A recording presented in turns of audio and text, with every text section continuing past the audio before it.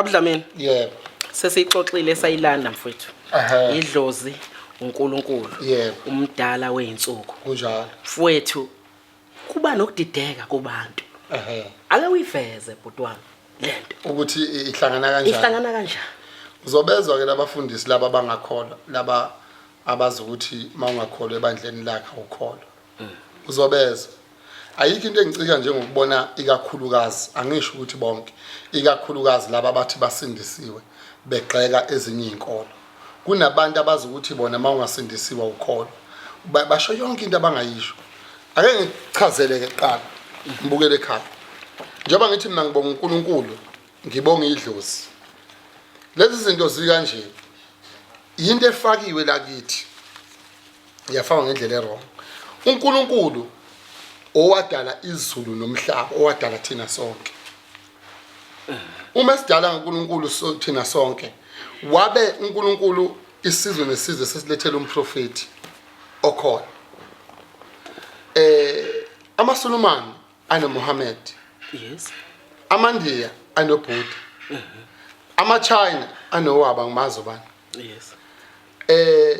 Wabe sekuba khona izinkolo ezabakhona. From emuva mawuhlehla inkolo yeZayoni nenkolo yobuNazaretha. Mawulandela kahle zinkolo lezi ezicishe zisebenze ngokufana. Ongathi mawulandela from kumprofeti oqala uIsaiah Shembe ufika kwakhe elethwa ezumprofeti wabantu abamnyama.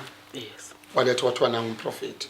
Kodwa ngenxa yokuthi ke izinkolo sezafakwa la eSouth Africa mawungabala amabandla khona. Laba bazokutshela ngeyabo indlela nalaba bakutshele ngeyabo indlela nalaba bekutshela kodwa bese ngidideka ukuthi uNkulunkulu uyedwa ngithi waye amabandla ehlukane kangaka ehlukanisiwe yinto okudinga ukuthi ngelilanga ebhuti siyixoxe leyo ukuthi why amabandla ehlukane kangaka uNkulunkulu kodwa yedwa ebeyiwani kahle kahle bekufanele ngabe thina sisonke thina siba nomprofeti wethu nabanye nesizwe sibe nomprofeti wabo kodwa sikhonza uNkulunkulu. Uyabona amaSulumane wawayibona ingane yeSulumane euniversity. Ngeke uyibone. Hayi uyibona. Namanga futhi. Ngeke uyibone. Angikhumbula. Ngelinye yabona namanga bo president one day. Kuthiwe Dlamini wabo president. Into yokuqala engayishintsha ilendlela yokufunda. Ngeke mfowethu ukuthi ungathi from grade R uzofika grade 12 ufunda itheory. Uzuye university uphinde ushaya itheory. Ipractical uyiqale ngoba uvela usugula usunendleko. Yo. Yilento eshayayo uhulumeni wethu waseSouth Africa mabehlakaniphile abantu abaseParliament abashintsha indlela yokufunda. Ingane ayithi mayiqala yenza ugrade 8 standard 6 yenza practical yenza theory.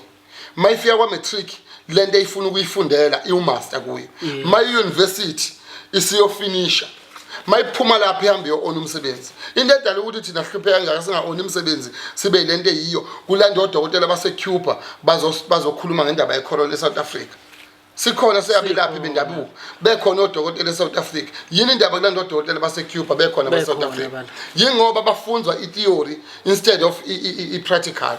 Mase bekhula ngoba phela mangabe uzofunda from grade R to grade 12 iminyaka iyahamba.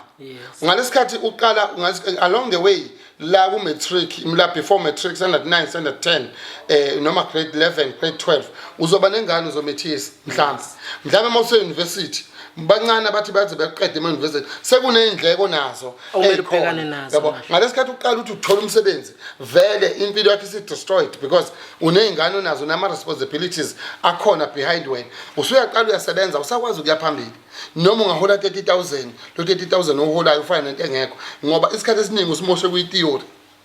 Ngilapha ke ngikhona idlozi noNkulunkulu idlozi asilikhonzi idlozi siyalikhumbula mangihlaba ngikhumbula abantu bakithi abangasekho mangishisa impepho ngiqhumana nemoya yakithi engasekho omkhulu nogogo nobani bonke ngokwamoya mada mangithandaza ngibiza uNkulunkulu owadala izulu nomhlaba.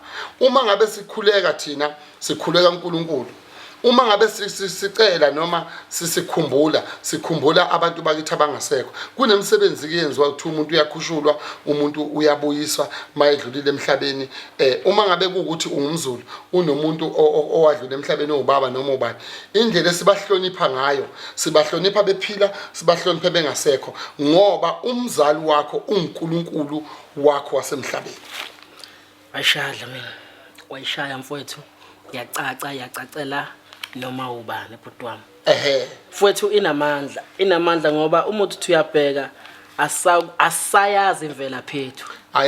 Asiyazi imvela phethu sesigcina sesilandela okwabantu. Uyabona mfowethu thina kufanele sibonge ukuthi eSouth Africa sine inkosi uShembe. Yes. From kumqali wendlela. Yes. Kuze kube ilanga kube inyanga yezulu kube uthingi kube unyasi. Unyasi yes.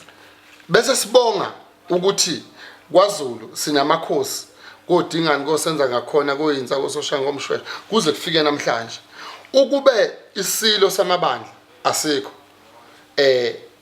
asikho ukuthi kube khona isihlalo sobukhosi bokuthi kunesilo samaZulu kuphinde futhi inkolo yobuNazaretha okuyiyona sigcina amagugu ala ukungagundi inwele zibe ngaka zikhule zibe ngaka umbono ukuthi umZulu lo uzogcina eNazaretha babili bathathu abantu abangakhonza eNazaretha obathola benenwele imvunulo ibuyiswe isilo samabandla nenkosi yaseNazaretha kwaba into eyodwa and kuye kungijabulise makunomkhosi obukwadukuza mangabe ngibona eMabhida kukhona inkosi yaseNazaretha bese kuba khona isilo samabandla behlangene bese behlanganisa abazalwane bese kuhlangana yingoba ubuntu bethu sesiyazenyeza ngabo namuhle wonke umuntu ekhanda wazi ukuthi mawungenayo iwivu usalele emuva mawungayifakile iwivu usalele emuva mawungayifakile inkopho usalele emuva mawungafaka ngalopendelo ofakwa ebusweni into okuthiwa yini makeup usalele emuva mawungayifakanga inzipho usalele emuva silahle okungokwethu sakhonza kwabezethu mawuthandaza uNkulunkulu kaAbraham uNkulunkulu kaIsaka lo mkhuleko vele uhamba uya kubantu abamhlophe okuyibona abasicindezele namhlanje namhlanje kunesifo secorona abelaphi bendabuko baningi eSouth Africa kodwa abaniki ithuba lokuthi nabelaphi bendabuko akisiningi ithuba nike niyibonakalisa ukuthi yini engayenza kodwa abantu bayagula daily abuye umuntu azosho umuntu ethi hayi mina ngasizwa imbiza kabani ngasizwa udokotela ubani kwavuleka esifubeni nganginelonda ngangenjani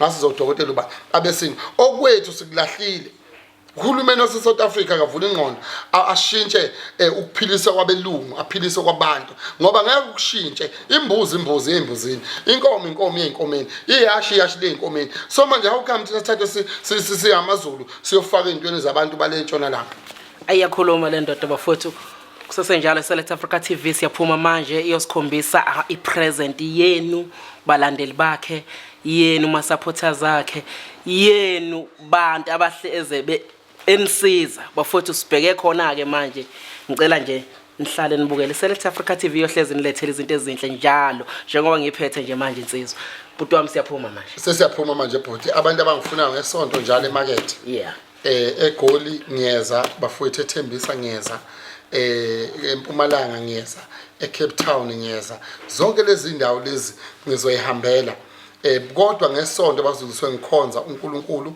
ngidumisa uNkulunkulu but ngiyafisa ukuthi lelilanga sike silithole ithuba lokuthi sike sibe nento ethi ayihlangane kuke khulunywe ngalento yokukholwa ngelinye ilanga ngeke ngalapha ingane ebithi mayitoiletha ithatha indlu idlale ngayidla bahamba abantu bakubo bazula bangayithola bafika kimi mabefika wathi uma ungcole kimi ukuze lengane isinde hamba uye endaweni ebizwa ngokuthi uSmall Road eGoli enumber 45 efletini elibizwa ngokuthi uYoung Smart yes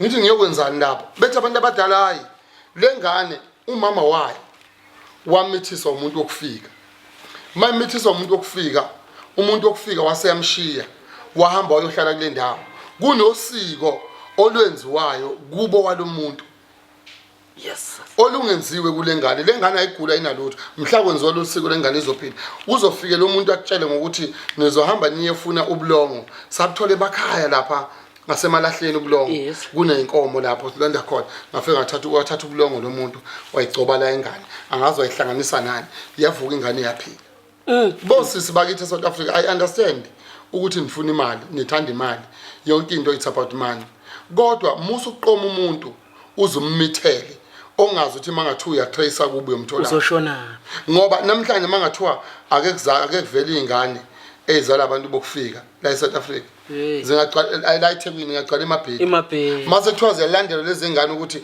obaba bawuthola kanjani wayehlala ePoint ubaba wamithisa wamshinta wahlala kuSan George wamithisa omunye wamsuka lapha uhlala eMaritzburg wamithisa omunye wanyuka eGoli kwasuka seGoli wamithisa seGoli wazohlala eMaritzburg kwasuka eMaritzburg wahlala lezi ngane mayikhula zizokhula ibize ziphibongo ngoba ama foundations awaqondile namhlanje kuyagxekwa kugxekwa inkolo yoMnazaretha mangabe uShembe ethi iNazaretha athanda nelinye iNazaretha ukuze kuzoza ngiyini indaba kukhuliswa imvelaphi but izinto izinto lezo esoyiqoqa ngelinye ilanga ukuthi ngempela yini lenziwe eSouth Africa ukuthi ungamitha ingane yomuntu oseNigeria umithi ingane angiyeke lento Ningizimu Afrika sivaleni sivale mphathi asibhala yes siyaphila